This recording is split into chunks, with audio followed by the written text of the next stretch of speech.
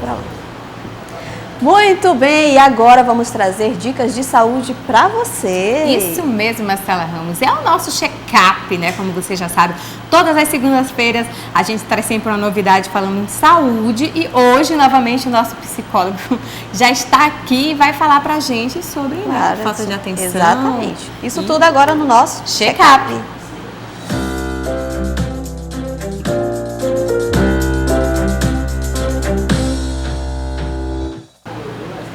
Muito bem, e agora vamos recebê-lo aqui. Muito bom dia, doutor Hugo Felipe. A nossa salinha de bate-papo, como sempre. Tudo bem? Bom dia, doutor. Fique à vontade na nossa poltrona. Sente-se, fique à vontade. Vamos falar desse problema que eu digo nacional, quiçá mundial, que é a falta de atenção. Né? Isso mesmo, essa falta de atenção aí, Marcelo, que às vezes acontece até com a gente, Exatamente. né, Marcelo? No nosso dia de essa dificuldade no aprendizado, a gente, tipo assim, como é que pode detectar essa dificuldade no aluno, doutor? Vamos lá. Bom dia a toda a equipe Sinal Verde, bom dia a todo você telespectador, muito obrigado mais uma vez pelo convite. Vamos lá, hoje o tema de hoje é falta de atenção e concentração. Como que a gente consegue detectar, Raia, Marcela e você, ouvinte aí de casa?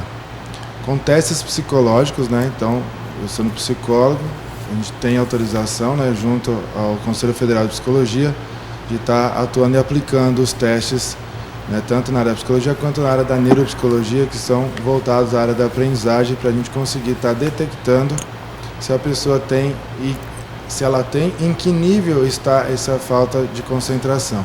E também temos uma tecnologia chamada neurometria funcional, que é um software, Raia e Marcela, atrelado a um computador, a um conjunto de sensores que vai na mão não dominante, normalmente na mão esquerda da pessoa, e também na cabeça, ligado a esse software no computador, que a gente consegue fazer a mensuração do cérebro em tempo real, ou seja, eu consigo bater fotos da atividade cerebral em tempo real na tela do computador e no final sai um laudo por escrito que me mostra o quanto que está, qual área do cérebro foi acionada e qual que não foi acionada. Então, com essas fotos, eu consigo determinar, focar depois o tratamento nessas áreas que não foram acionadas para que tenha uma melhor potencialidade do cérebro do aluno ou de quem venha nos procurar.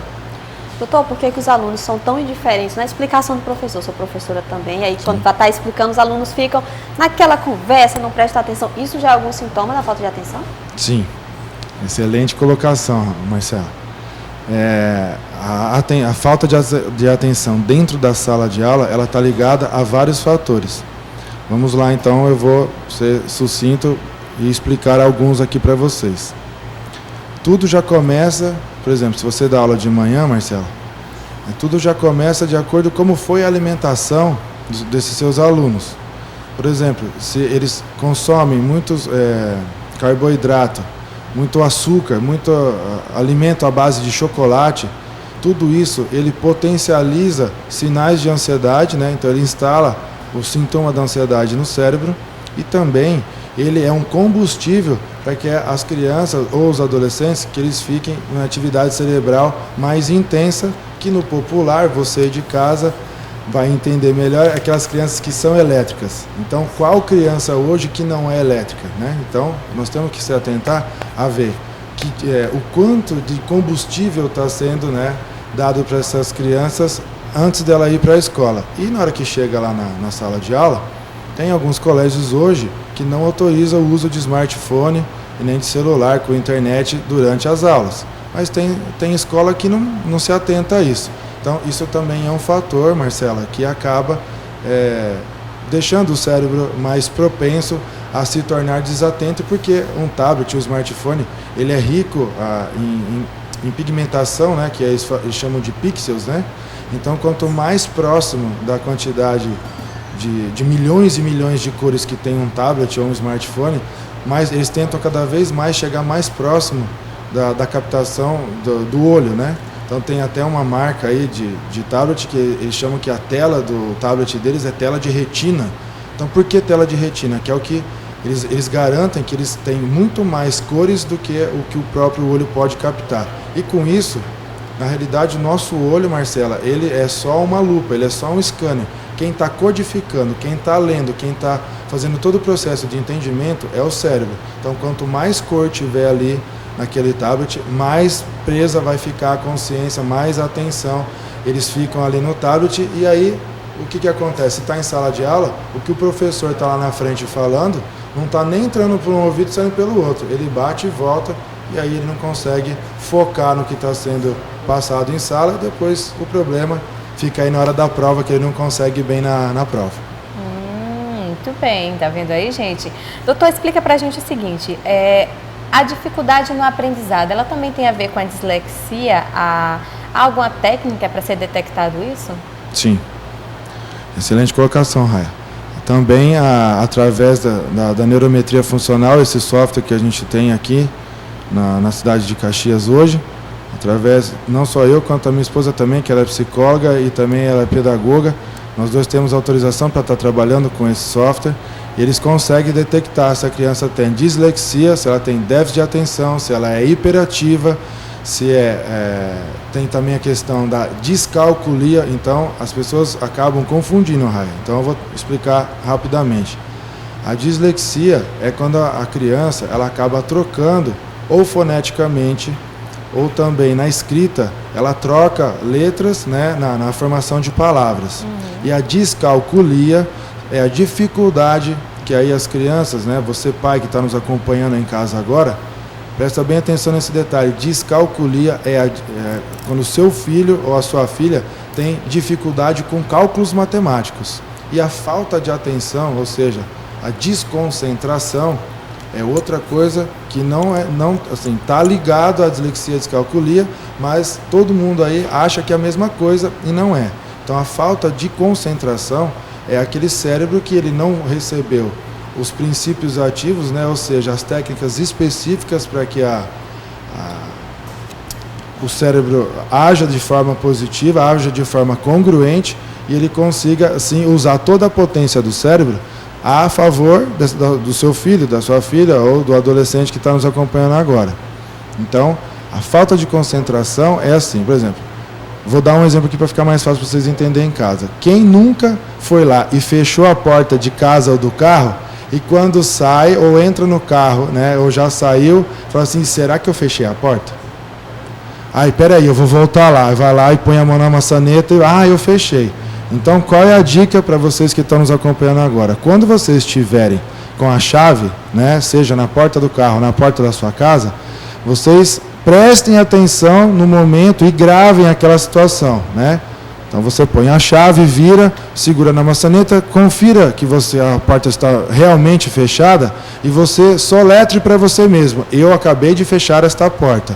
Pode sair tranquilo, que o seu cérebro, depois de 21 contatos efetivos que você conseguir fazer isso, seu cérebro já assimila que essa informação, ela entrou no sistema automático do dia a dia do seu cérebro. E aí você não vai mais entrar no carro ou sair de casa, ficar, nossa, será que eu fechei a porta? Eu vou lá voltar. Então, são frações de segundo que às vezes a gente perde no nosso dia a dia, mas é só você focar a atenção ali na hora que você está realmente fechando a porta. Essa é uma dica valiosa que você vai aí em casa treinar a sua memória para isso. Então, técnicas de memorização é como se você vai aprender um novo idioma, se você vai aprender uma nova matéria, se você vai fazer uma nova faculdade, tudo exige treino. E para isso existe um conjunto de técnicas para que você consiga absorver melhor a potência que o seu cérebro tem. Muitas pessoas não sabem o que a gente carrega em cima do pescoço. As pessoas falam que é cabeça, né? Mas dentro desse conjunto ósseo, dentro tem uma massa cinzenta chamada cérebro, que nós, no nosso cotidiano, a gente acaba usando de 4 a 5% só.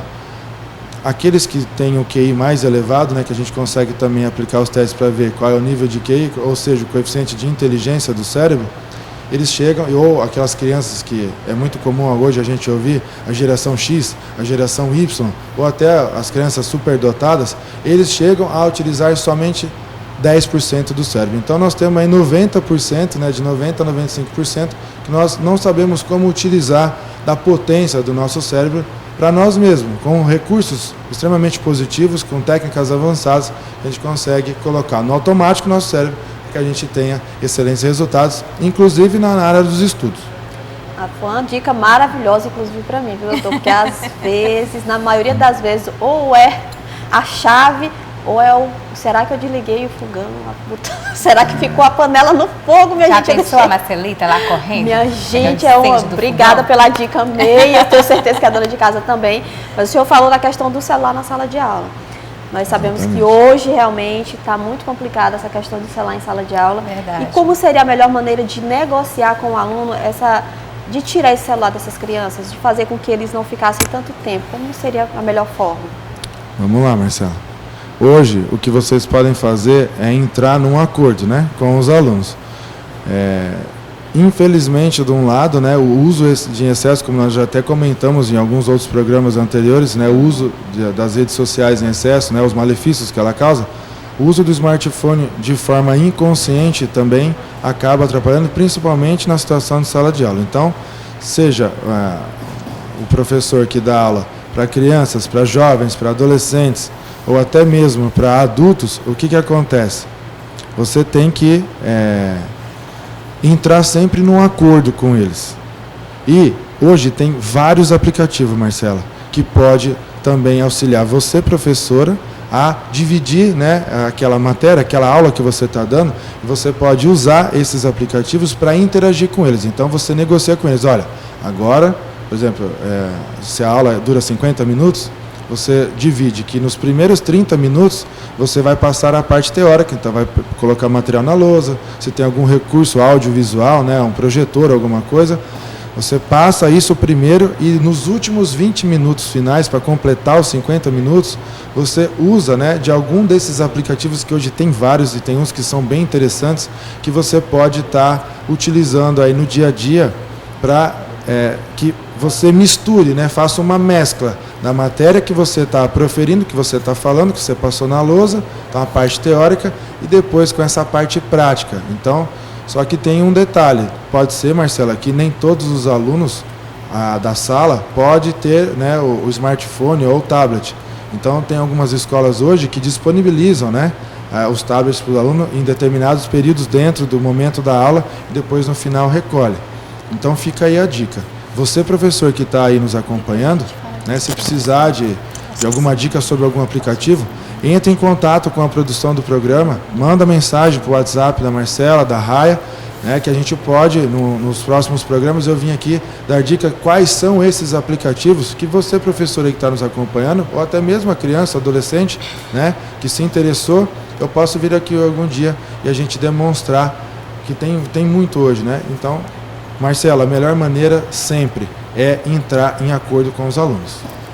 Certo, doutor Felipe, muito obrigada mesmo. Nós vamos continuar, gente, essa pauta na próxima segunda-feira, porque é muito extenso, ainda temos muitas perguntas a serem feitas. E a gente queria convidar, além do senhor, doutor Felipe, a sua esposa, a auxiliadora, para vir também nos ajudar, se ela puder vir nesse dia, está convidadíssima para vir e ajudar também. Colaborar, né, nesse nosso debate aqui, né, sobre a sala de aula. Com certeza. Ela que tem muita bagagem também e pode também ajudar, né, você aí de casa de repente, né? Com certeza.